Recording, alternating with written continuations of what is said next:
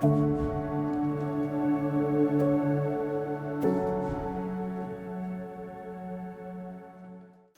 best way to start with a team of three is by saying that in reference to the well-known TED Talk video leadership lesson from A Dancing Guy by Derek Sivers, we have learned that a team of three accomplishes goals much better than one person on his own. In the family, it is better, much better, and absolutely essential that there will be a united front between father and mother first, and then that transfers also to the firstborn.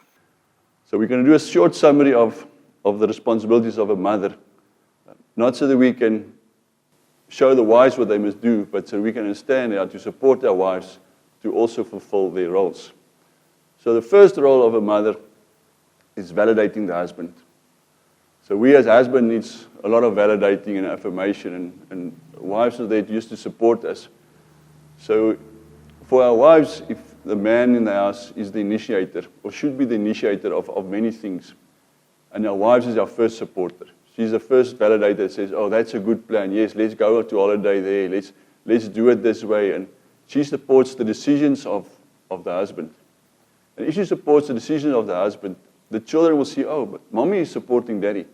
And then the older son will support, and the next child will also support. So it's important for mother to validate what dad is saying. Obviously, it's also important for husband to discuss things with the wife before he announces and saying, oh, we're going to the sea tomorrow morning, and nobody's even aware of that. So there needs to be planning also between the husband and wife. But the wife supports the decision and says, I support this decision. Yes, let's do it. It's going to be exciting. So that the rest of the family can also follow. So the moral authority of the father is complemented by the validation of the mother. Then, when the father brings identity, then the mother complements that with connectedness. Her compassion and connectedness with other people complements what the father teaches about values, about the table of support, and other factors of identity in the family. Intimacy is carried over to the children by touch, by skin-to-skin contact from mother to child, by soft eyes, looking at the children with soft eyes. And when they grow older and they become teenagers, it's also important for the mom just to connect with the children. We as men find it difficult to share our feelings, and mom helps us to share the feelings and to draw discussions out with the children. And it's actually a supporting role to the husband to get intimate with the children and to know what is really at the heart of the children. And then we as fathers can just grow on from that and build onto that. The third point is nurturing and caring for the children.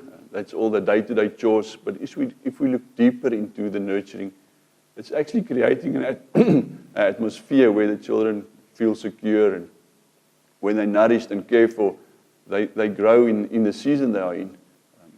If the children is not cared for and don't feel safe, then they will not play good, and they will not learn good, and they will feel afraid to do things in the area and vicinity where they are growing up. Caring for the children is those kisses on the knees when they fall and the skin is off and bruises. And so that's what a mom does to help nurture and care for children. The final responsibility of a mother is being a homemaker. So that's not just tidying up your house so you can have a nice clean house and there's all these monuments in your house and treasures in your house. It's actually creating a place where we as fathers can come home and fulfill our roles and create an atmosphere in that home. So the saying always goes, our heart is where our home is. And that is something that moms creates for us, creates for our children. So our children comes from school or had a bad day at school or at creche or something, and they'll come home and say, oh, thank you, I'm going home, I'm going to mommy, I'm going to get a hug. And it's always a good place for moms to say, but yes, I'm creating a safe haven in my home for my children. Now, with this complementing supporting responsibility of the mother, if this is really fulfilled, we have a very strong united front by the father taking the initiative, the mothers in support of that, and that would encourage the firstborn child to be the first infector, following the first follower, who is the mother. And then the rest will follow through on that as well. Then we all will have heaven at home.